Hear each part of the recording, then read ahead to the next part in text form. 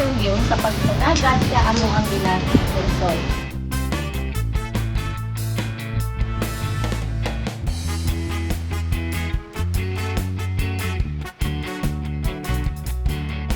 This journey is absolutely remarkable.